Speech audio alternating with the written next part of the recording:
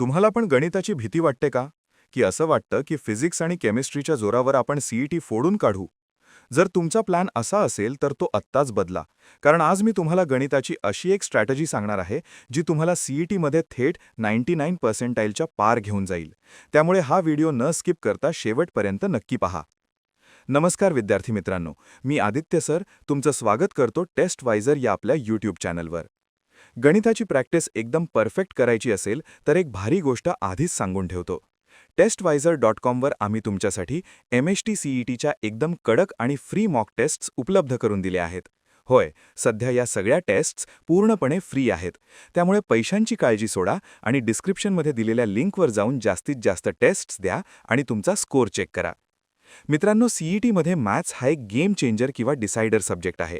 याचा अर्थ असा की जर तुम्हाला ओव्हरऑल 99 पेक्षा जास्त पर्सेंटाईल हवे असतील तर मॅथ्समध्ये 100 पैकी 90 ते 95 पेक्षा जास्त मार्क्स मिळवणं गरजेचं आहे.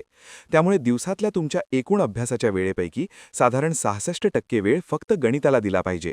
नाहीतर फिजिक्स आणि केमिस्ट्रीमध्ये कितीही जीव ओतला आणि गणितात दांडी उडाली तर रँक थेट तळाला जाईल आणि मग तुम्हाला आवडणाऱ्या कॉलेजला फक्त बाहेरूनच बघत बसावं लागेल. आता गणितात नक्की फोकस कुठे करायचा ते सांगतो. 12वीच्या सिलेबसमधले असे 60 चॅप्टर्स आहेत जे तुम्हाला तब्बल 54 मार्क्स देऊन जातील. हे चॅप्टर्स म्हणजे ट्रिग्नोमेट्रिक फंक्शन्स, ज्याला 8 मार्क्स आहेत, वेक्टर्सला 10 मार्क्स, लाईन आणि प्लेनला 8 मार्क्स, डिफरेन्सिएशनला 6 मार्क्स, ॲप्लिकेशन ऑफ डेरिव्हेटिव्हजला 8 मार्क्स, इनडेफिनाईट इंटिग्रेशनला 8 मार्क्स आणि डिफरेन्शियल इक्वेशन्सला 6 मार्क्स. या चॅप्टर्समध्ये थोडे ट्रिकी आणि डोकं खाणारे प्रश्न येतात, त्यामुळे इथं डोकं आणि पेन दोन्ही वेगाने चालवावे लागतील. यानंतर येतात आपले इझी विन चॅप्टर्स, म्हणजे कमी मेहनतीत जास्त फळ देणारे चॅप्टर्स. हे चॅप्टर्स म्हणजे भाजीसोबत मिळणाऱ्या फुकटच्या कोथिंबिरीसारखे आहेत, सोडायचेच नाहीत. या 6 चॅप्टर्समधून तुम्हाला सहज 20 मार्क्स मिळतील. यात लॉजिकला 4 मार्क्स, मेट्रायसेसला 4 मार्क्स, पेअर ऑफ स्ट्रेट लाईन्सला 4 मार्क्स, लिनियर प्रोग्रॅमिंगला 2 मार्क्स, प्रोबॅबिलिटी डिस्ट्रीब्युशनला 4 मार्क्स आणि बायनॉमियल डिस्ट्रीब्युशनला 2 मार्क्स आहेत. हे चॅप्टर्स आपण बोर्डासाठी चांगले केलेले असतात, त्यामुळे यात जास्त अवघड प्रश्न येत नाहीत आणि हे मार्क्स खिशात टाकणं एकदम सोपं असतं. आता राहिला 11वीचा सिलेबस. 11वीच्या त्याच चॅप्टर्सवर फोकस करा जे तुम्हाला आधीपासून सोपे वाटतात आणि ज्यांचे बेसिक्स क्लिअर आहेत. जसं की trigonometry part 2, straight line, circle, complex numbers, limits आणि कंटिन्युटी.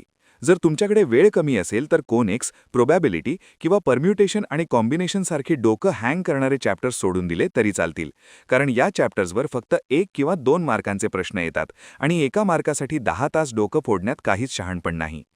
या सगळ्याची तयारी कशी करायची हा प्रश्न असेल तर एक सिंपल फॉर्म्युला लक्षात ठेवा. हाय वेटेज चॅप्टर्ससाठी मागच्या 3 वर्षांचे म्हणजे 2023, 2024 आणि 2025चे सगळे PYQ नक्की सोडवा. यासोबतच JEE मेन 2025च्या जानेवारी आणि एप्रिल अटेम्प्टचे प्रश्न आणि JEE 2026च्या जानेवारी अटेम्प्टचे प्रश्नसुद्धा आवर्जून सोडवा. यामुळे तुम्हाला प्रश्नांच्या वेगवेगळ्या पॅटर्नची सवय होईल. आणि सगळ्यात महत्त्वाचं म्हणजे जास्तीत जास्त वेळ लावून मॉक टेस्ट सोडवा.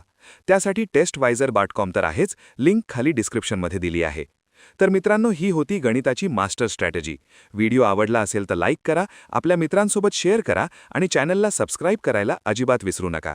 चला तर मग अभ्यासाला लागा. भेटूया पुढच्या व्हिडिओमध्ये. www.testwiser.com.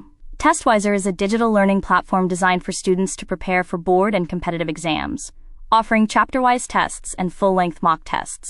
Study material like video, PDF notes, DPP, MCQ, theory, and most important, Maharashtra engineering admission counseling across multiple domains.